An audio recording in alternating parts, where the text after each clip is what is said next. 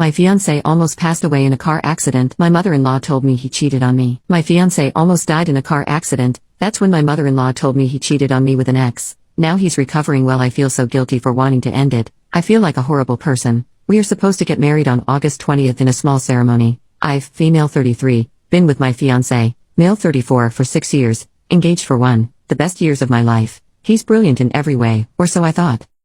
The accident happened 6 weeks ago. A drunk driver hit my fiancé's car. I spent the worst night in my life in the hospital waiting for answers from the doctors, and he went through hours and hours of surgery. His parents and brothers were also there waiting. I've always loved his family and they love me. His mom was one of my favorite people and we got along very well. She was happy to have me as her first daughter-in-law. She's religious, and when my fiancé was hovering between life and death, she was worried about his sins, so she told me that he cheated on me about 2 months ago with an ex he bumped into. She explained that it was because of the wedding and the stress of planning it. Apparently I've been both stressed out and stressing him out. He had a weak moment. It was a one-time thing and he regretted it so much. He asked his parents for advice on what to do and they told him not to say anything. As long as he's remorseful and as long as it was me he wanted, he should forget about what he did and move on. His whole family knew. After the hospital he moved back to his parents' house because we live in a flat without lifts. I visit him every day. I haven't told him that I know, and his family is acting like nothing has changed. They're very happy he's doing better, and understandably so, and my presence by his side is very helpful according to him and his family. Now both my fiancé and his parents are talking about us being able to get married on the day we said after all. I feel awful because I don't want that. Our relationship was over the moment I found out about the cheating. I stayed because I loved, still do, him, and I wanted him to feel better. I couldn't break his heart while he's recovering. I also thought the wedding was postponed and that we would have more time for him to recover fully and be strong and independent again so I could leave with clear conscience.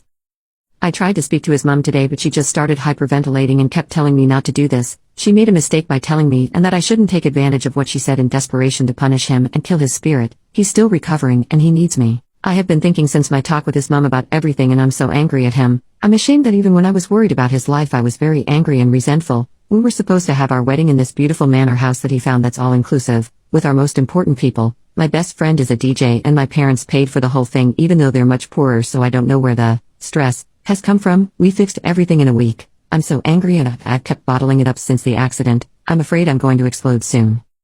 Update: I told my fiancé that I know about his infidelity and cancelled the wedding. He still wants a second chance. I have written here 3 days ago before I talked to my fiancé. This is after I told him I know about his cheating. I started by telling my parents, who are paying for the wedding, about what happened and that I'm canceling the wedding. Hopefully they can get back some of what they paid via their home insurance. I have told them that I'm going to pay the rest of the damages. My dad refused. I insisted. It's not up to them. Since my fiancé still lives with his parents, I felt that I would be outnumbered if I went alone to end it. Text or a call wasn't an option since he meant a lot more to me than that, and I really wanted to see his face and ask what the F. I also wanted him to see my hurt. I don't want it to be comfortable for him. Cheaters must see the hurt they cause and hopefully learn from it. I took my mom with me. When I told him that the wedding was off and the reason why, he started crying. He told me all things they say in desperation. He was foolish. He didn't think. He was stressed out. He was scared. It meant nothing. He regretted it. He didn't want to tell me because it meant nothing and he didn't want to hurt me. I should give him a chance to prove himself and his loyalty. He can ask his parents to pay for the wedding. We can postpone the wedding indefinitely. I can take the apartment and he will live with his parents, as long as it takes for me to forgive him. I haven't cried so much as I did when I was listening to his bull crap and afterwards on my way home. How could he do this to me? He didn't give me a satisfying answer to why he did this to me, to us. I have cried myself to sleep every night since the accident, and yet I cried like I've just found out. I'm going to stay in the apartment that we bought together and he will stay with his parents. Prices has gone down these last couple of months and we both agree that we don't want to sell for less than what we paid, but the moment it goes up again we're selling. I have started packing his things now and tomorrow I'm renting a van to move his things to his parents' house. Sorting out his stuff and packing his clothes made it real for me. I didn't expect it to be so emotional. Why do I still love him so much?